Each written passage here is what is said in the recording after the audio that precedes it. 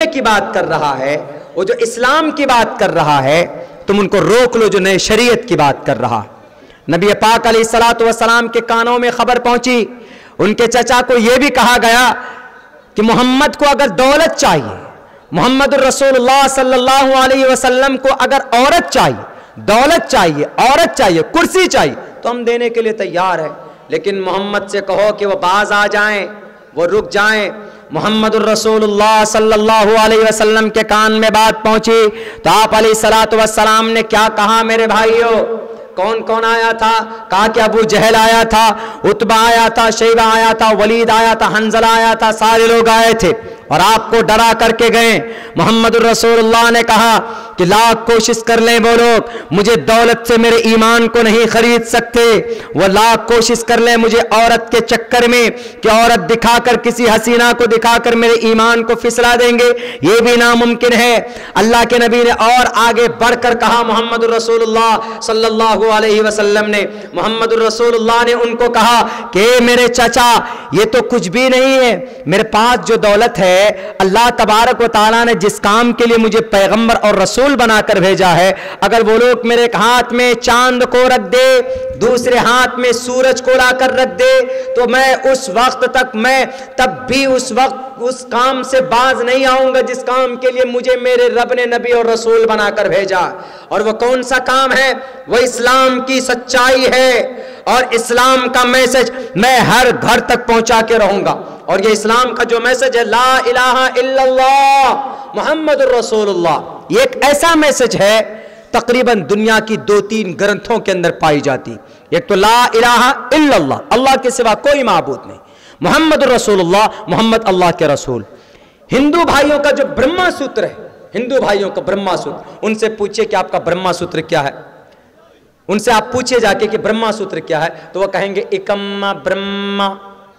एकम्मा ब्रह्मा का मतलब, एकम्मा ब्रह्मा, एक ही ब्रह्मा है, द्वितीय नास्ते दूसरा नहीं है, नहना नास्ते किंचन बिल्कुल भी नहीं है, ला इलाहा इल्लल्लाह एक ही अल्लाह है, दूसरा नहीं है, एकम ला इलाहा इल्लल्लाह मुहम्मदुर रसूलुल्लाह।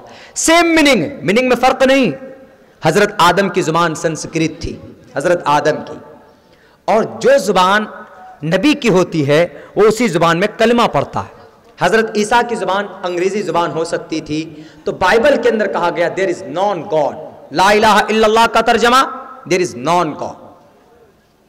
और जो हमारे हिंदू भाई है वो कोई और नहीं, वो हजरत नूह अलैहिस्सलाम की कौम है, हजरत नूह की कौम।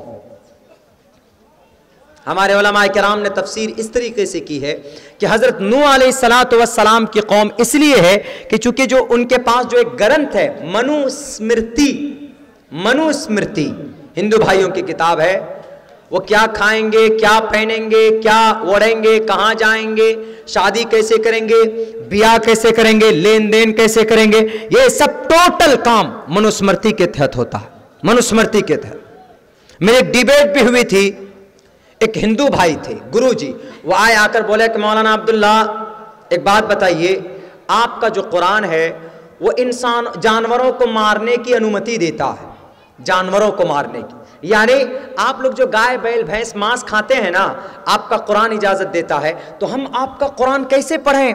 आपके कुरान के अंदर तो जुल्म की बात कही गई है, जानवरों के ऊपर जुल्म की बात है, तो हम आपके कुरान को I don't accept, I don't want to accept and I don't to follow the Quran because Quran not better, not acceptable and followable। Quran आपका ऐसा है ही नहीं, क्योंकि कुरान के अंदर कहा गया उहिल्लत लकुम बहीमतुल अनाम, जानवरों को मारो, कुरान में कहा गया, उनको खाओ, तो जीव हत्या कुरान में कहा गया, तो कैसे कुरान को माने? और आप बोलते हो कि कुरान सबके लिए हुदल लिन्नास, सबके लिए हिदायत है, तो कुरान तो कहता है कि जानवरों को मारो, कैसे हम उस कुरान को खाएं, उस कुरान को माने, और आप जानवरों को खा जाते हो? हमने कहा कि भाई आपका एतराज जो है वो कुरान पर है, मानता हूं इस बात पर, लेकिन हमारे कुरान में ही उहिल्लत लकुम बहीमतुल अनाम, कुरान में सिर्फ ऑर्डर नहीं है बल्कि और भी ग्रंथों में इसका ऑर्डर है। बोला कौन से ग्रंथ? हमने कहा आपकी ग्रंथ में ऑर्डर है। आपकी ग्रंथ कौन सी? मनुस्मृति। हमने कहा कि भैया अगर मैं कुरान पढ़कर उनको समझाऊंगा तो कुरान पर तो एतराज किया ही है, उनका जो ग्रंथ वो पढ़कर सुनाया जाए उनको। तो हमने उनका मंत्र पढ़ा, प्रोचितम भक्षण माम साम वैष्णवम। इंसान, पशु पक्षी, अगर कोई इंसान मांस खाना चाहे, मुसलमानों आप जब कोई जानवर ज़िबा करते हो तो बिस्मिल्लाह पढ़ते हो ना, बिस्मिल्लाह पढ़कर आप ज़िबा करते हैं, यानी बिस्मिल्लाह पढ़कर उसको पाक करते हैं तब उसको खाते हैं। पहले बिस्मिल्लाह पढ़ते हैं, ज़िबा करते हैं, फिर खाते हैं ताकि वो पवित्र हो जाए, अपवित्र ना हो।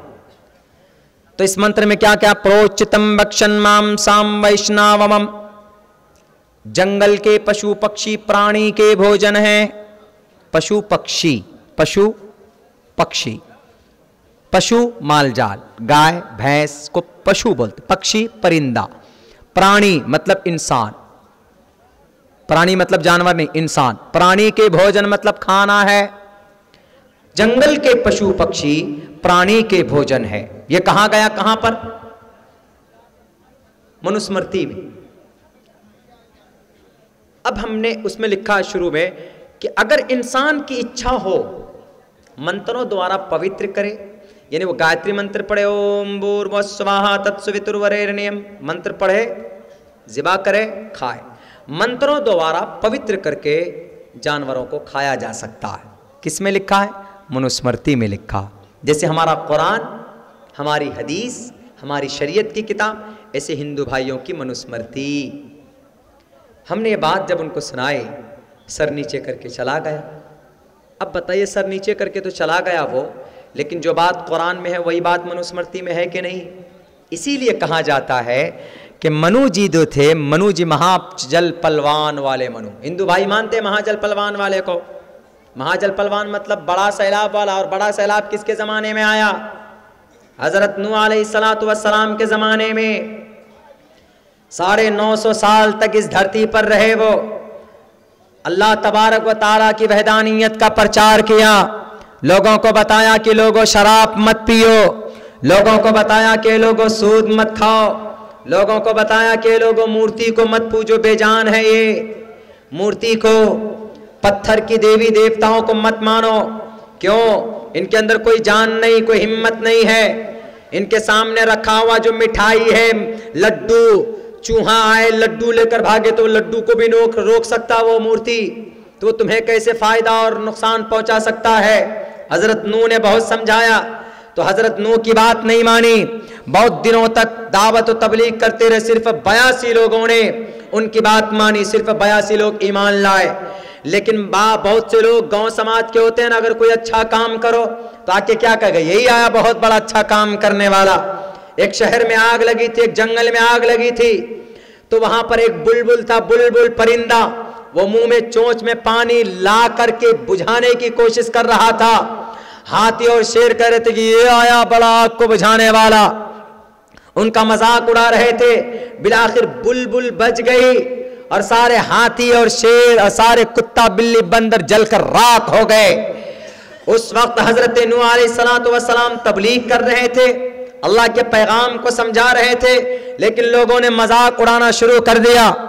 लेकिन जब उनको तंग कर दिया हजरत नूह अलैहिस्सलातु वस्सलाम को, तो अल्लाह तबारक व तआला ने उनको कहा कि नूह तुम कश्ती तैयार करो, इसलिए कि इस धरती के ऊपर जुल्म बढ़ चुका है, जालिम लोग बढ़ चुके हैं, अब इनको दिखाना पड़ेगा।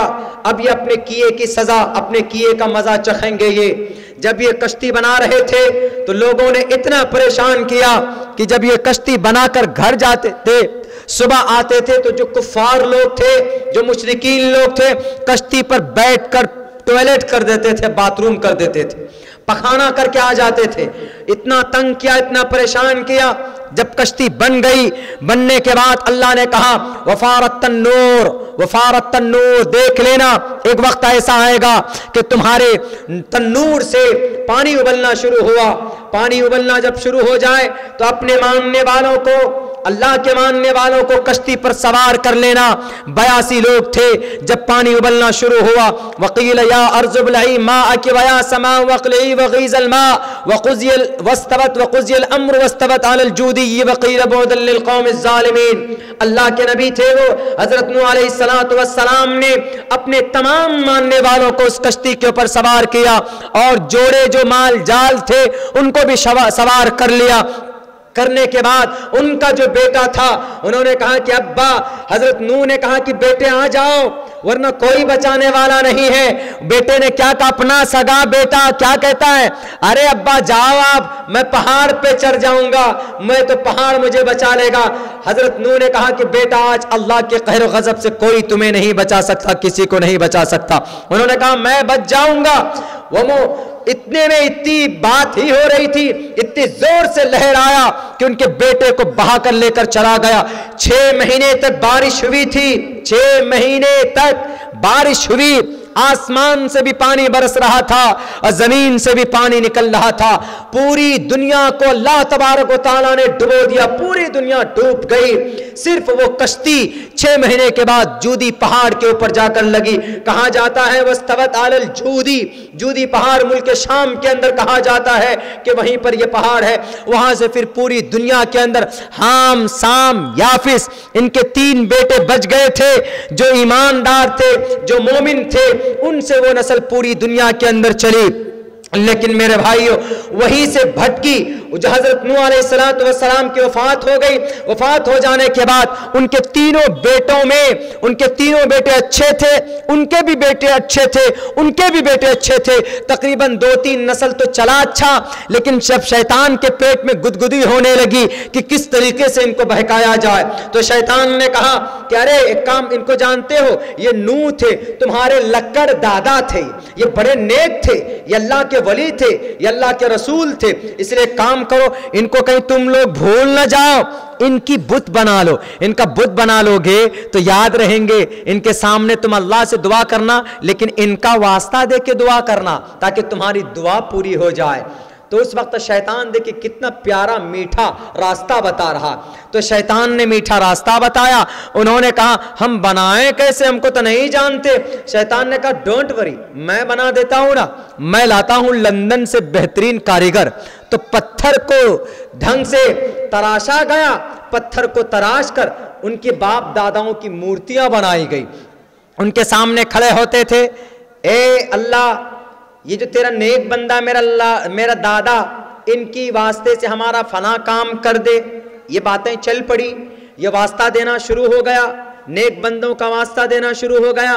लेकिन जब इनकी नस्ल गुजरी, इनके लड़के परपोते वगैरह आए, तो वो जब देखते थे कि अरे ये इनके सामने खड़े होकर मांग रहे हैं, तो वो अल्लाह से मांगना भूल गए। वो ये सोच रहे थे बच्चे कि भाई इन्हीं से मांग रहे हैं, उन्हीं को मांगना शुरू कर दिया। तो तब से ये मूर्ति पूजा का चलन हो गया, तब से ही। और इन्हीं में से बाज तबका वो हुआ कि जिनके बीच में जिनके अपने जो रसूल नबी आते थे उनकी तालीमात को भुला देते थे, और बाज वो थे जो हक पर रहे, तो उनकी तालीमात आज तक जिंदी है। और हिंदू भाइयों के यहाँ, हमारे यहाँ भी इसीलिए हमारा इस्लाम अभी तक जिंदा है, क्योंकि हमारे यहाँ तालीम दी जाती है, कुरान की, शरीयत की, हदीस की, फ़िक़्ह की तालीम दी जाती है। मदरसा जाइए तो बच्चा कुरान हिफ्ज़ करता है, कुरान को समझने के लिए 9 साल 10 साल तक रोटी खाता है, पानी की तरह दाल पीता है, मार खाता है, मुर्गा बनता है, कान पकड़ता है। हम लोग भी बहुत मुर्गा बने, बहुत मुर्गा बन कर हम लोगों ने तालीम हासिल की। कुछ लोग बोलते हैं कि मौलाना लोग बहुत मुर्गा खाते हैं। अरे मुर्गा हम इसलिए खाते हैं, अल्लाह ने मुकद्दर में लिखा, क्यों? क्योंकि पढ़ने के ज़माने में हम बहुत मुर्गा बने, इसीलिए अल्लाह ने कहा कि भाई इनको मुर्गा इसलिए खिला रहे हैं क्योंकि पढ़ने के ज़माने में बेचारा लोग बहुत मुर्गा बने। क्योंकि अभी तो बच्चों को बहुत कम मार पिटाई होती है मदरसों में, पहले बहुत मार पिटाई होती थी।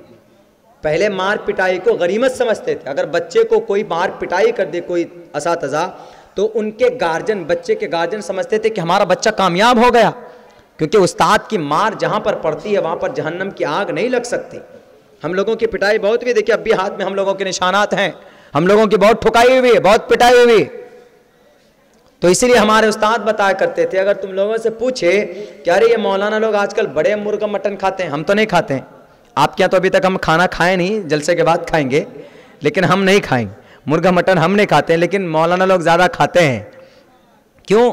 जब पढ़ाई का ज़माना होता है ना, पढ़ाई का पीरियड, आप मदरसे में जाकर देखिएगा, एकदम मोटी रोटी, पानी की तरह दाल, वजू भी करना जायज़, ऐसी दाल मिलती। अब तो कंडीशन सही हो गई। हम लोग जिस घर के करीब के मदरसे में पढ़ते थे तो चावल खाते थे, इतना बड़ा बड़ा कीड़ा निकलता था, वो भी खा जाते थे। चलो बच्चे थे, छोटे छोटे थे, लेकिन आज अगर ऐसा हो जाए तो शिकायत कर देते हैं। नहीं, उस्ताद की मार, उस्ताद की जो सख्ती होती है बच्चों पर, वो एक तरह रहमत होती है। तो बहुत मार पिटाई हम लोगों ने भी खाया। तो ये सिस्टम पढ़ने पढ़ाने की इन बरकत की वजह से, उलमा की मेहनत की वजह से, उलमा किराम जो मेहनत करते हैं मदरसों में, कपड़े जो सफ़ेद पहनते हैं, आप क्या कहते हैं? आजकल हम लोग उलमा को वो इज्जत की निगाह से नहीं देखते जो उनको होनी चाहिए, देनी चाहिए। हिंदू भाइयों में देते हैं, हिंदू भाइयों में तो वो मकाम देते हैं अपने गुरुजी को, साधु संतों को, हालांकि वो सही नहीं होते। क्यों सही नहीं होते? इसलिए कि वो अपने अपने पाठशाला के अंदर, अपने अपने धर्मशाला के अंदर औरतों को बुलाते हैं, उनके साथ रेप करते हैं। किया कि नहीं किया? गुरमीत सिंह राम रहीम कहां गया? जेल में गया। और आसाराम बापू कहां गए? जेल में गए। बहुत बड़े परमात्मा बने बैठे हुए थे, भक्त गुरुजी बने बैठे थे। आज तक आपने सुना कि कोई भी इमाम साहब या कोई भी मदरसे का मोहतमिम ने किसी बच्ची के साथ नाजायज हरकत किया हो? आज तक नहीं सुना होगा आपने। क्यों? क्योंकि ये ईमानदारी के साथ आपके बच्चों को तालीम देते, जो सही बात है कुरान में वो बताते हैं, हिंदू भाइयों में नहीं बताते। वरना हिंदू भाई ये जो मनुस्मृति लेकर भटके हैं, ये हम उसी मनुस्मृति में 50 मंत्र और श्लोक ऐसे हैं जो मैंने अल्लाह की वहदानियत पर, धर्म के नाम पर दंगा ना होने पर हमने निकाल निकाल कर बताया, लेकिन ये लोग नहीं बताते हैं। हालांकि साफ तौर पर लिखा हुआ है गीता के अंदर, तस्मात् शास्त्रम प्रमाणम तिकार्य अकार्य व्यवस्थितो ज्ञात्वा शास्त्र विधानोक्तम कर्म कर्तुम हर्हसि ये शास्त्र विधिमुत्सृज्य वर्तते काम कार्तान्न स सिद्धिम वाप्नुति न सुखम न पराम गतिम। क्या लोगों, शास्त्रों की बातों को मानो, क्योंकि शास्त्रों के अंदर अच्छी बातें कही गई है। तुम किसी ऐरे गहरे की बात मत मानो, तुम किसी लाल बुजक्कर की बात मत मानो, तुम किसी योगी बाबा की बात मत मानो, कि तुम किसी ढोंगी बाबा की बात मत मानो, बल्कि तुम बात मानो किसकी? शास्त्रों की बात मानो। शास्त्रों की अगर बात मानते तो शास्त्रों में क्या लिखा? ये लोगो अल्लाह एक है, कम्मा ब्रह्मा द्वितीयो नास्ते नैना नास्ते किंचन। शास्त्र में क्या लिखा है कि ये परमेश्वर, हम भक्ति किसकी करें? तो शास्त्रों में लिखा है तस्से भक्तिवान से श्यामा, ए परमात्मा हम तेरी भक्ति करते हैं। नतस्य प्रतिमास्ती सनाम महदशा, ए परमात्मा हम तेरे किसी जिस्म की भक्ति नहीं करते, हम तेरे निरवकार की भक्ति करते हैं। ए परमात्मा हम जिंदगी कैसे गुजारें? अपने मोहल्ले के अंदर क्या हिंदू मुस्लिम के नाम पर लड़ाई करें? तो परमात्मा क्या कहता? नहीं, अहिंसा सत्यम करो दस्तयाग शांति रपैशुनम दया बुलेश्वलोलुप्तम हीर चापलाम। गुस्से को कंट्रोल कर लो, झूठ मत बोलो, रिश्वत मत खाओ, प्यार मोहब्बत से लड़ो, प्यार मोहब्बत से रहो। अगर कोई दुष्ट आ जाए, अगर कोई राक्षस आ जाए, उसके सामने एकदम बिल्कुल सीना तान कर खड़े हो जाओ। ईश्वर हम अपनी बेटियों को कैसे रखें? अधे पश्यस्ते मो परि संतनाम पादको हर माते कौशल्प को माओ, बेटियों को कहो कि वो पर्दे में रहे। ईश्वर क्या हम नमाज भी पढ़े? हाँ, साष्टांग करो। कैसे करो? प्रथमाधार का सीधे खड़े हो जाओ, दियो दियन मुझियते दूसरे नंबर पर झुक जाओ, तृतीयानन कोडला कार्य तीसरे नंबर पर कुंडली मारकर बैठ जाओ, चतुर्थ देव चंद्र का चौथे नंबर पर थोड़ा झुको, पंचम बिंदु संयुक्ता आखिर में बैठकर तहियात दरूद शरीफ पढ़ो। किसमें लिखा है? शास्त्रों में लिखा। लेकिन ये बात बताएंगे नहीं। क्यों? वो सोचेंगे कि ये सारी बातें तो कुरान की है। जो बातें कुरान से टकराई उनको उठाकर फेंक दी। कुरान में क्या था? अल्लाह एक है, तो उन्होंने कह दिया कि हमारा विष्णु भी हमारा परमात्मा, हमारा शिव भी परमात्मा, हमारा ब्रह्मा भी परमात्मा। होते होते इतने परमात्मा की 33 करोड़ परमात्मा। इंद्रम परमात्मा, विष्णु परमात्मा, मित्रा परमात्मा, वरुण परमात्मा, सारे परमात्मा। यानी फरिश्तों को भी परमात्मा बना दिया, फरिश्तों को भी खुदा का दर्जा दे दिया। क्यों? दुश्मनी। ये मुसलमान है, टोपी वाला है, इनके ग्रंथ में जो बात है मैच नहीं होना चाहिए, अलग करो, अलग करवा दिया। वरना नहीं, बिल्कुल भी नहीं। ये जो बोलते हैं कि श्री रामचंद्र जी का भव्य राम मंदिर निर्माण करेंगे, करिए। श्री रामचंद्र जी ने किसी इंसान पर कोई जुल्म किया है आज तक? नहीं किया। श्री रामचंद्र जी, श्री कृष्ण जी ने किया है? उन्होंने भी नहीं किया। वो अलग बात है कि श्री कृष्ण जी थोड़े अय्याश टाइप के थे, तभी ने 1623 बीवियां रखी उन्होंने शादी करके, वो अलग बात। लेकिन जुल्म नहीं किया उन्होंने किसी पर। मर्यादा पुरुषोत्तम सत्यवती राम रामाय नमः। यह गनीमत है मेरे भाइयों, क्या आपके बीच में आपके उलमाए किराम हैं। आज हम उलमाए किराम एक एक बात आपको खोलकर बताते हैं, आज हम उनको वो इज्जत नहीं देते हैं। इमाम साहब फरिश्ता बनकर होना चाहिए। वो कहीं चौक पे जाकर चाय ना पी लें, कहीं किसी के पास बैठ ना जाएं। वो क्यों? इमाम साहब हैं। वो बेहतरीन कपड़े ना पहन लें, वो तिजारत ना करें, वो बाइक पे ना बैठें। उनका भी मन करता खपाची गाड़ी में बैठने का, भाई और का मन करता है, इमाम साहब का भी मन करता है। क्यों इमाम साहब का मन नहीं करता कि 4 व्हीलर में बैठे? उनका दिल नहीं है? इमाम साहब का भी मन करता है क्या पान खाने का? इमाम साहब का भी मन करता है चाय पीने का? इमाम साहब का भी मन करता फुटबॉल खेलने का? इमाम साहब का भी मन करता कभी कभी सेल्फी लेने का? तो आप ये ना कहे कि नहीं इमाम साहब फरिश्ता बनकर रहेंगे। नहीं, हमारे और आप में से वो एक इंसान है, उनकी फजीलत बड़ी हुई है क्योंकि अल्लाह ने उनको एक खास दीन की फहम दी है, उनका हम एहतराम करें। हम अगर घर के अंदर बेटर खाना खाते हैं तो उनके लिए भी बेटर खाना बनाए। हमारा अगर बेहतरीन घर के अंदर मेंटेन है तो इमाम साहब के लिए तनख्वाह भी बेहतर दें। ऐसा नहीं कि इमाम साहब होगा तो 6000 रुपए में काम चला लेगा। कैसे काम चलाएगा? 300-400 रुपए की तो मच्छी आती है, 200 रुपए की तो मांस आती है, कैसे चलाएंगे वो?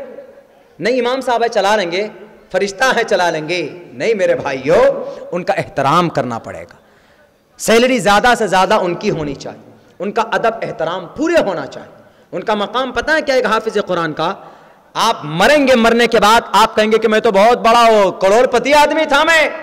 अल्लाह कहेगा कि अलग अलग तू करोड़पति होगा दुनिया के अंदर, लेकिन ये जो छोटकू मियाँ है, ये जो हाफिज साहब था दुनिया में, तुम कहते थे कि ये मंगलू, ये हाफिज था दुनिया में।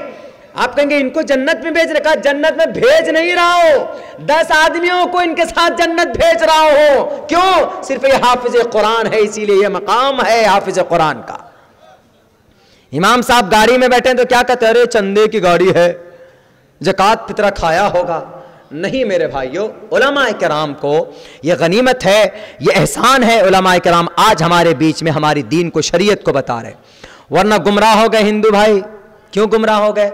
उनका जो धार्मिक गुरु है वो सही बात नहीं बता पाते, बिल्कुल नहीं बता पाते। जैसे यही एक मंत्र है, धर्मो रक्षति रक्षतः, धर्म की रक्षा करो, धर्म तुम्हारी रक्षा करेगा। एक जेन्युइन किसी हिंदू भाई से पूछ लीजिए, वो नहीं बता पाएगा इसका मतलब क्या। उसका मतलब तो यही है कि बस तीर तलवार त्रिशूल लो और दिल्ली की गलियों के अंदर मुसलमानों को मारो काटो, धर्म की रक्षा हो जाएगी। अंग्रेज आया, हिंदू खतरे में नहीं पड़ा। 1000 साल तक मुस्लिम बादशाह रहे, हिंदू खतरे में नहीं पड़ा। अभी 6 साल से हिंदू धर्म खतरे में पड़ गया। यह एक अफवाह है, 6 साल से हिंदू धर्म खतरे में पड़ गया। इतने जमाने से, औरंगजेब के जमाने, अकबर बादशाह के जमाने में हिंदू भाइयों को कोई छुआ तक नहीं, चुभोया तक नहीं, कोई कुछ नहीं किया। लेकिन आज क्या बोलते हैं? हिंदू धर्म खतरे में। अरे हिंदू धर्म खतरे में नहीं, असल में तुम्हारी कुर्सी खतरे में है नालायकों। तुम अपने कुर्सी बचाने के लोगों को बेवकूफ बना रहे हो। मेरे भाइयों, ये जो हमारे गुरु लोग हैं, इनका ईमानदार होना बहुत बहुत जरूरी। सिर्फ एक को मैं जानता हूं, शंकराचार्य जी, प्रमोद कृष्णमाचार्य जी, जिन्होंने साफ साफ लफ्जों के अंदर यह बात कही कि मोहम्मद ही अंतिम महर्षि हैं, मोहम्मद ही अंतिम गुरु हैं। और उन्होंने बताया साफ लफ्जों में, एश ऐशा इमाम है शतन निष्कान उदशतर जहां त्रिनिष्ठान में वर्ताम सहस्त्रादश गौनामा। इस धरती के ऊपर जालिमों से इस धरती को पाक करने के लिए आएंगे कौन? जिनका नाम मोहम्मद होगा। और मोहम्मद आ चुके 1490 साल पहले, 1490 साल पहले उनका जन्म हो चुका। 22 अप्रैल 571 ईस्वी को मोहम्मद इस धरती पर आ चुके। औरत को हुकूक नहीं दिए जाते, तो मोहम्मद ने आकर कहा कि लोगों, औरत को इज्जत दो, ये तुम्हारी बेटी है, घर की रहमत है, यूज एंड थ्रू मत करो। आज तो जुबान पर है सिर्फ क्या, बेटी बचाओ बेटी पढ़ाओ। अगर बेटी बचाओ बेटी पढ़ाओ